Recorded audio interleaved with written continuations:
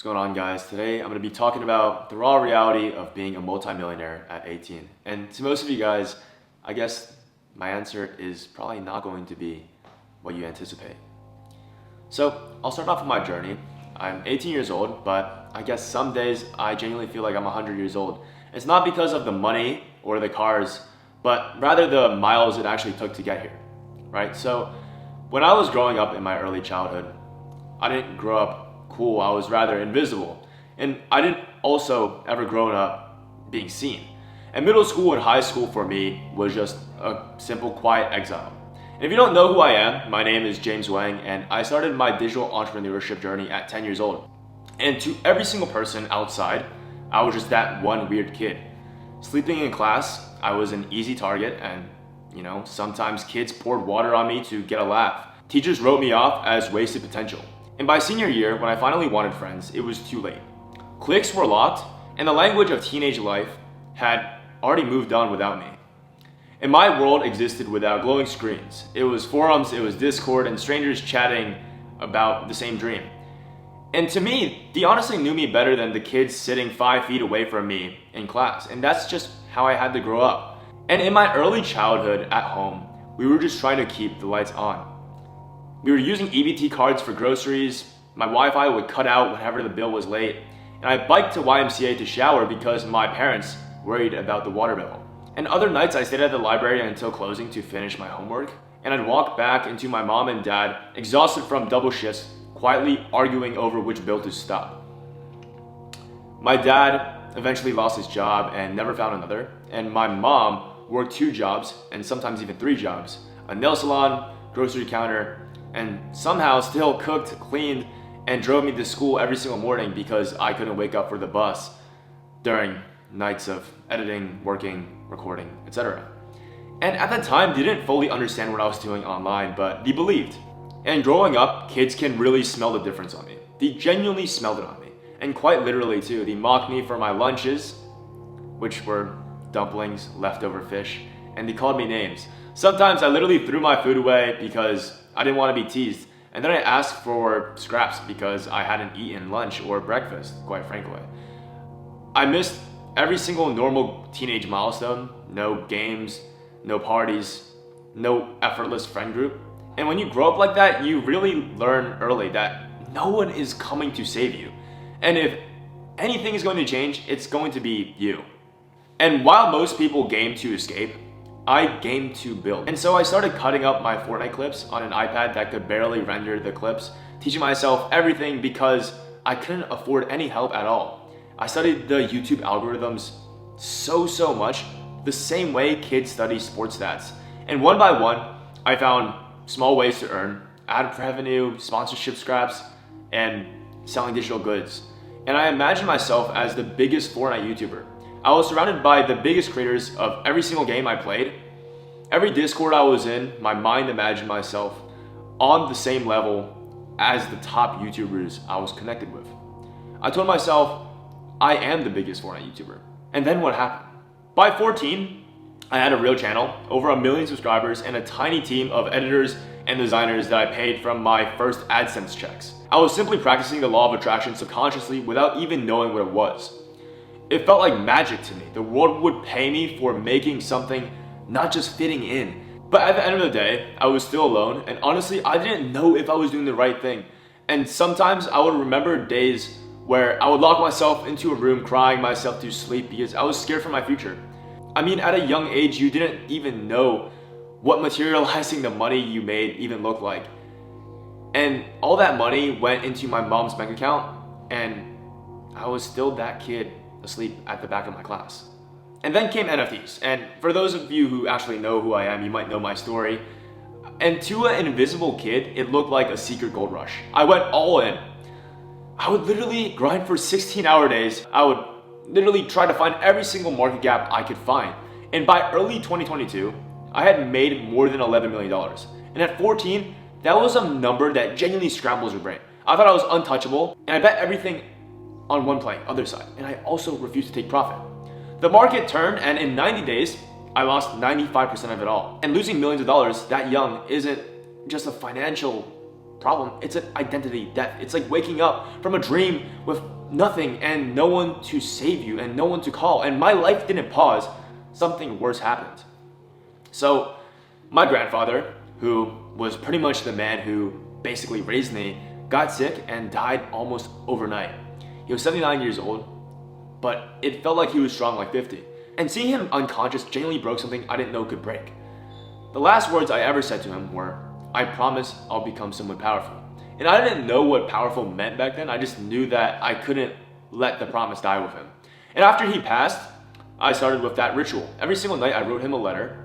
Wins, losses, doubts, tiny steps forward, right? And it was just grief turning into direction. And every relationship I pretty much had outside of my parents was just rotten to the ground.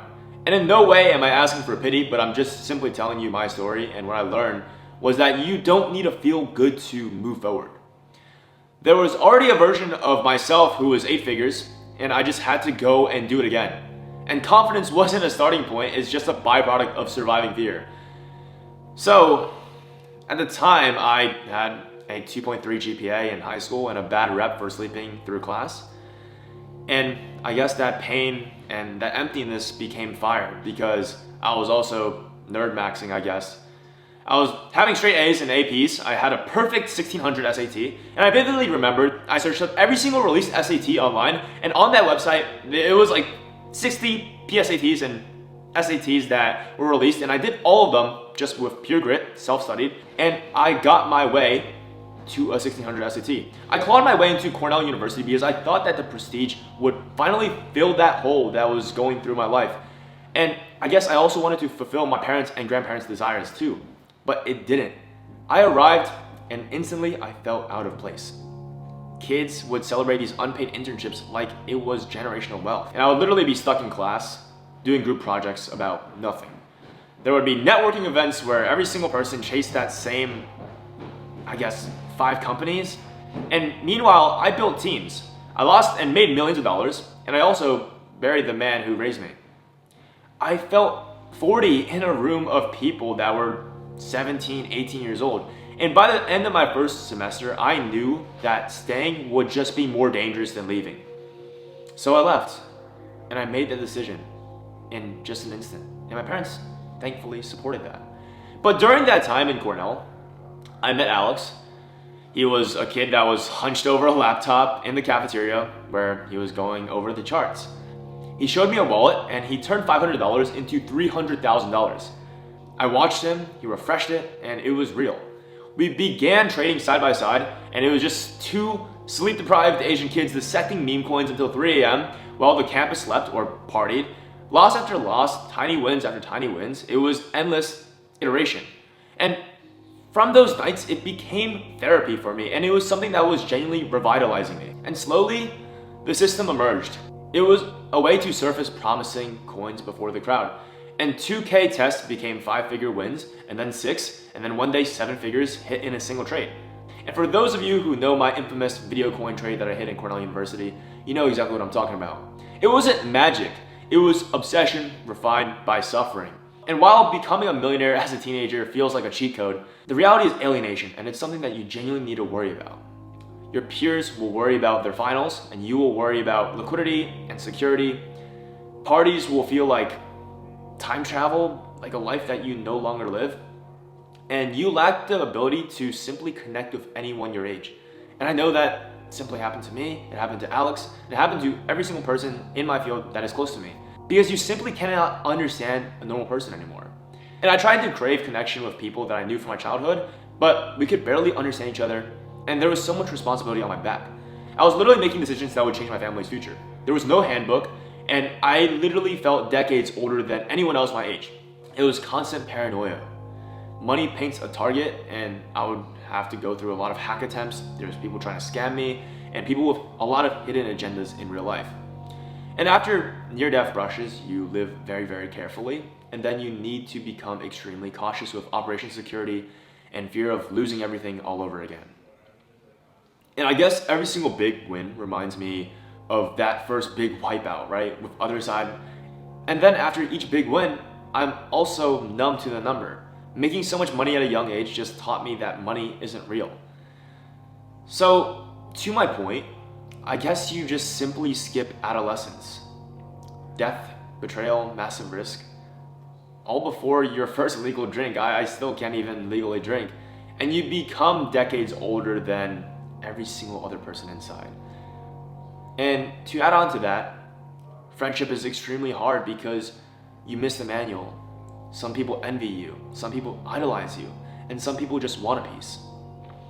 So it's so hard to find the true and genuine friends growing up in this space.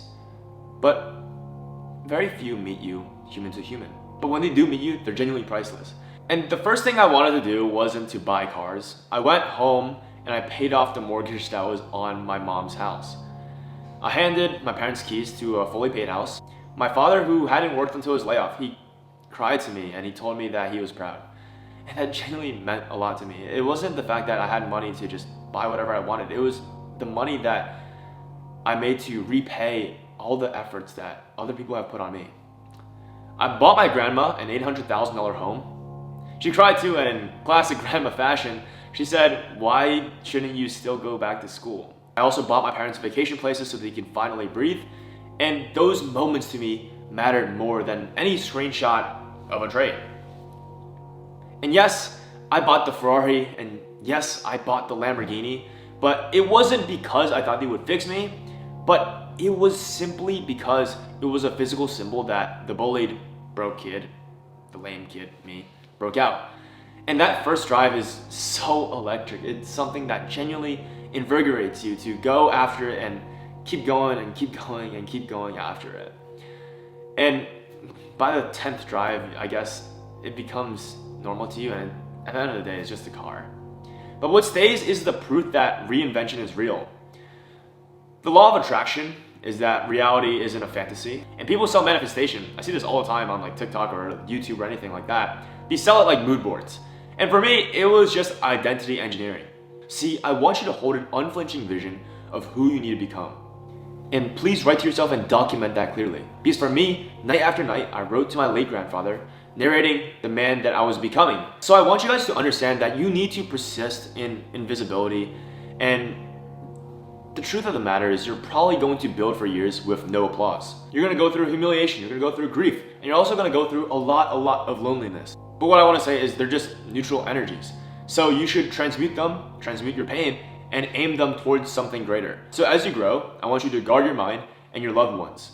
And I'm gonna be honest, guys, the crash after success, that arrival fallacy, the moment that you realize that happiness isn't the milestone, I've lived all that and much more, trust me. So I just want to be frank with the reality of every single situation, right? So wealth didn't cure my loneliness, it just simply magnified the questions like, who am I now? What do I build for? And even to this day, I found partial answers in teaching, mentorship, and creating systems that give other outsiders a chance. And I'm still trying to figure that out for myself right now and climb much higher. And if you feel invisible right now, if you're mocked, you're broke, or behind, or standing where I used to stand, I had no friends. I was a kid that was asleep in class, bullied, and called weird. I built online because it was the only place that made sense. And 1 year of discipline, scared action can rewrite a life. Don't wait for permission, and don't wait until you feel brave or healed, and don't wait to be chosen. I want you to choose yourself, author yourself, and also move yourself when you're terrified. And one day, if you keep moving, you will wake up living a life that nobody expected. Not because luck handed it to you, but because you wrote it, line by line. I'm 18, I'm wealthy, but more than that, I'm free. And freedom didn't come from luck, it came from refusing to stay in the position that the world told me I wasn't. And something that is so important to note, and something that is genuinely agitating towards me, is when I tell people my story and then they're like, oh yeah, I hear that, but I also feel so far away from you. And I totally understand your concerns and I totally understand where they're coming from, but just hear me out. It only took me 1 year of true hard work and discipline to make $1 million at 14 years old. And at 14 years old, I've also made $11 million. So make sense of that. If you think about it from the grand scheme of things, $1 million and $11 million seems so far away. Yet how could I do that and perform that in such a timely manner? It wasn't luck, but simply positioning. So the next time you think of someone that is in a much higher position than you, just know that you are not so far away from your actual end desires. And it only takes a short burst of energy, discipline, and actual positioning to get to where you want to be. But here's the caveat to that. Nobody tells you that when you start climbing, there are levels to this game. And I thought that making millions at 18 would make me feel like the top. But the moment I started sitting in rooms with people making tens of millions of dollars a month in cash flow, some even billionaires, I realized that I'm still at the very beginning. It's a little gutting, honestly. And you walk in thinking that you're ahead of your age, and then you meet someone who has been quietly building empires for a decade. I mean, entering this space, it shakes me. And it also makes me keep asking questions that think like, what does powerful really mean? Because that word powerful has simply haunted me since my grandfather. And when he was sick, I couldn't even speak. And I was standing there watching this man who raised me and who worked like he was indestructible fade. And I was just a kid, and the only words that I found were, I promise I'll become someone powerful. And for a long time, I thought that powerful meant rich. And then I thought that it meant freedom. And now I'm learning that it meant something else. Agency, resilience, and the ability to build and protect and help. But it's slippery, right? Every single time you climb a new rung, the ladder gets taller. And that's the crazy part about all of this. I've checked off all the things that I thought were once impossible. Financial freedom, cars that I dreamed about, and taking care of my family. I mean, guys, I was fucking dead broke. And yet, some nights I still feel unfulfilled. And there's always another level, another number, another mountain. And for me personally, I'm more of the perfectionist type. You hit 7 figures and you think you're done, and then you meet people that are 8 figures. And then you think 8 figures is everything, and then you meet the billionaire.